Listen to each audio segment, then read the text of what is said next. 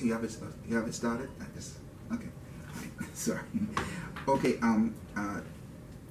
Well, the Coalition of Concerned Citizens over the whole of this year of 2018, we've been conducting town meetings in West and East Grand Bahama. As it is known in the public, we have petitioned the government to intervene into the energy sector of Grand Bahama. And in petitioning the government, what we have asked the government to do is to come in and to bring down the cost of electricity on this island. We have been paying excessively high electricity rates in Grand Bahama for years. It has affected the cost of living, and it also has resulted in hundreds of people that are living without power on the island, and also it has caused hardship on businesses to the point where many businesses have closed in Grand Bahama over the years because of the high cost of electricity. So in our town meetings throughout the West Grand Bahama, and we began doing town meetings in East Grand Bahama, the town meetings were a way for us to engage the public concerning the need to bring down the cost of electricity, along with showing how they can participate in the process. And we shared with the public information concerning a power company, Northern Bahamas Utilities, that has made application to the government to build firm solar power plants in West and East Grand Bahama, bringing down the cost of electricity by 33 to 40%. This company is 100% Bahamian owned. This company, the principals are qualified engineers who are all former employees of the Grand Bahama Power Company, who served in many levels, from executives to directors in many managerial positions. Also, the collective experience of the principals would amount to 106 years of experience in power generation and transmission and distribution. Also, it is important to note that the leadership team of Northern Bahamas Utilities has more experience in power generation and power plants than Emera has as a company internationally. They have been in the power plant and power generation industry for over 35 years. And so in conducting our town meetings, we asked the public to participate in this process of conveying to the government the need to bring down the cost of electricity. So we had asked citizens to sign letters of support, and this is the first batch of letters from citizens that we're bringing in. This batch is 301 letters, and there are hundreds of more letters that are coming in, and as we collect those letters, we will then forward it to the members of parliament in West Grand Bahama, which would be Mrs. Pakecha Parker Edgecombe, and also forwarding letters to Deputy Prime Minister K. Peter Turnquist, who is the Member of Parliament for East Grand Bahama. And so, good. Yeah, good. Yes, sir. Yeah, okay. Now, I'll just share with you what this letter actually states, because again, it's a letter of support stating that the citizen, the resident, supports changes in the energy sector. What it says: I fully believe and fully support the following. The West End and East End agreement between the Grand Bahama Power Company and the government of the Bahamas should not be renewed. These agreements, which expire in the latter part of 2018, presents a pivotal opportunity to engage a new power company and to provide lower affordable electricity rates. Two, that a new power company should be granted a license and allowed to construct new power plants in West Grand Bahama and East Grand Bahama. Three, that any new power plant being approved and licensed should be majority Bahamian owned. And four, all power companies in West Grand Bahama and East Grand Bahama should be regulated by the Utilities Regulatory and Competition Authority, ERCA. So that's what each of these letters state. And so citizens, they sign their name, print their name, put the date, and put their cell number, so that if there's any question about the authenticity of these letters, these individuals could be contacted by whoever wants to contact them. So in our first batch today, most of the letters really come from West Grand Bahama, and the letters are just coming in from East Grand Bahama. So we will be delivering to Mrs. Pakeisha Parcher Edgecombe a batch of letters, and also to Deputy Prime Minister K. Peter Turnquest, we will deliver to his office a batch of letters. And copies of these letters are being sent to the Honorable Dr. Hubert Minnis, Prime Minister of the Bahamas, and also copies are being sent to Minister Kwesi Thompson, Minister of State for Grand Bahama. Question. Do you have an estimate time frame as to when you're going to be completed with receiving these letters and sending them to members of Parliament? Well, a lot of the letters are now really coming in, and so what we estimate is over the holidays and into the month of January, we will be receiving the letters, and we will be pushing to. In fact, a number of individuals are helping getting these letters signed, and which includes pastors in West and East Grand Bahama that are part of this process of collecting letters. Next question. How confident are you in this other company that you're talking about to perform exactly what it is? How confident are you, or what makes you so certain that this company, it will be a solution really? Well, one of the things in advocating for change is that I believe anyone who's advocating for change should have a solution.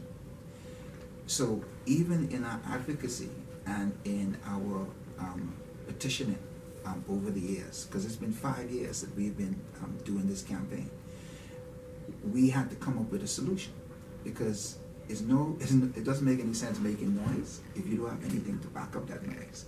And so it's in the process of time that we were able to come up with a solution based on technical facts, based on information from consultants and engineers.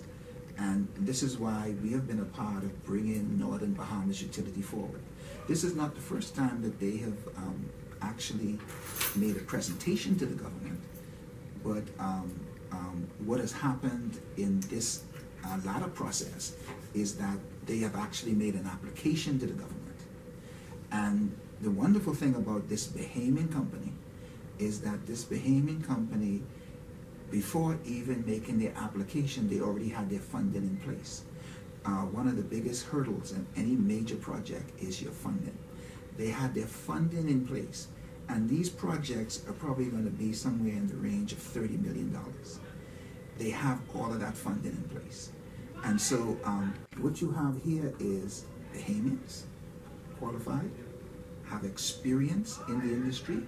And when we say that they're former employees of Grand Bahama Power Company, they were a part of the major development stages of the Grand Bahama Power Company. The power plants, the transmission and distribution, the delivery of power throughout the island. So they have the experience, finances, technical background. And I think probably one of the most important things is that they're from Grand Bahama. So they understand what needs to happen to help the people on the island. When these letters get into the hands of Pakeisha or what are you hoping to see?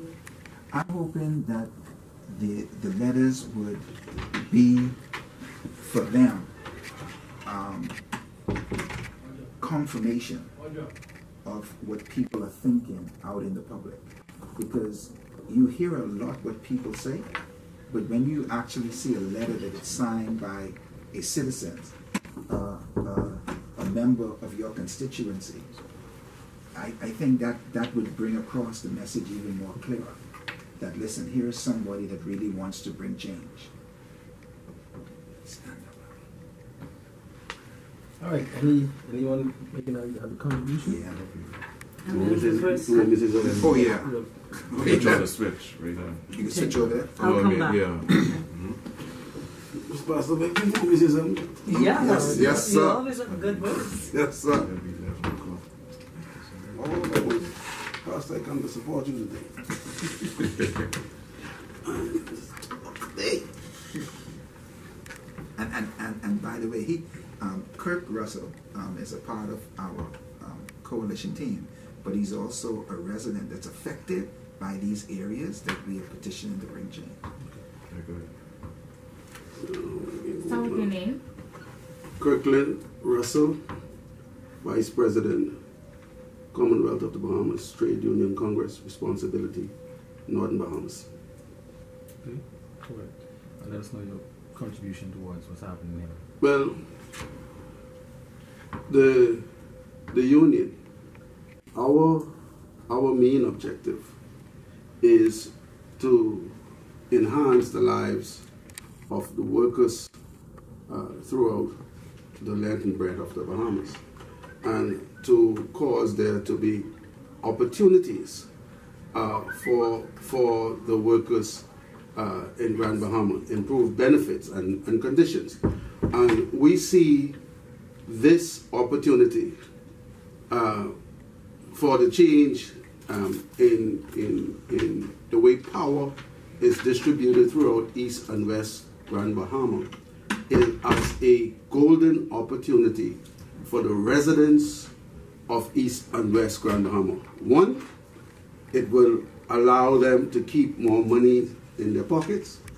Two, no doubt about it, it will create numerous opportunities for business expansions, for business to move into West and East Grand Bahama.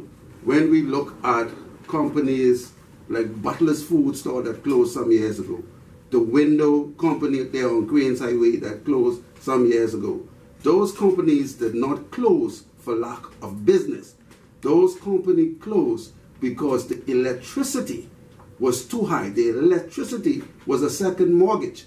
And so when you create this 30 to 40% lower electricity costs in East and West Grand Bahama, business people that are thinking about doing business, especially those business that require a large amount of electricity, those business will begin to think about going into East and West Grand Bahama.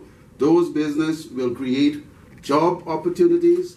They will create good paying jobs. They will create opportunities for workers in East and West Grand Bahama. And so the unions fully support this program, and we are encouraging, we are insisting that the government of the Bahamas get behind this project. This project is also a golden opportunity for the government of the Bahamas to do something for the people of East and West Grand Bahama that is substantial and that will truly affect those persons financially as well as socially. And so this is a win-win situation for all and sundry. And we are going to deliver these letters. We're going to continue to work to get our residents to sign those letters. The residents, I know in my community where I live, also down there in Hunters, they are enthused and they are eagerly awaiting that this company gets ratified, that they are given the opportunity to compete. And more so, we are very, very concerned that Emera is a 100% foreign-owned company. This new company is a 100% Bahamian-owned company. There is no comparison. You're talking about a Bahamian-owned company that is able and will be able to deliver a world-class product, better reliability, at a 30 to 40% better pricing. And so there is no need. This is not a political game that we are playing. This is serious business. as it relates to the residents of East and West Grand Bahama and also the residents of Freeport. Because when you listen to the technocrats like the Mr. Bosfield and his team, they talk about the surplus of energy that will be able, that the Grand Bahama Power Company will be able to purchase and then resell at a cheaper rate to the residents of Freeport. So this is a win-win situation for all. And so we in the trade union movement, we support the project and we encourage the government to do the same. So we have anybody else? Because we have a 10 o'clock, 11 o'clock assignment as well, which is in the next 8 minutes. We have to make it wrap up really quick. Yeah. Stop it, restart. Got it? Thank you. The importance of us presenting these letters to the government is that because we are looking for a government that will be transformational leaders. It's time to turn the tables for Bahamians because Bahamians are ready. We want the government to know that Bahamians are ready to provide pioneer works and works that's going to make a change in this country for citizens. And so we need servant leaders. It's time for us to make a change. And it's time for us to see the value in what is being presented by Northern Bahamas. It's not business as usual.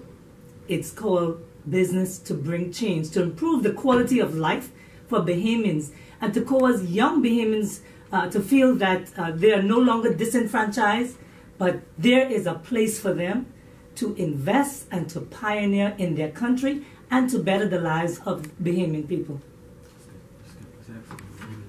I might want to say something too. To add to what everybody else was saying, because we're talking about East and West Grand Bahama, but it also affects Freeport. Because what will happen if the government were to go with what is being presented and East and West Grand Bahama gets cheaper electricity, it would force the hand of the proprietors or ownership of the Freeport Power Company to make theirs equally as cheap.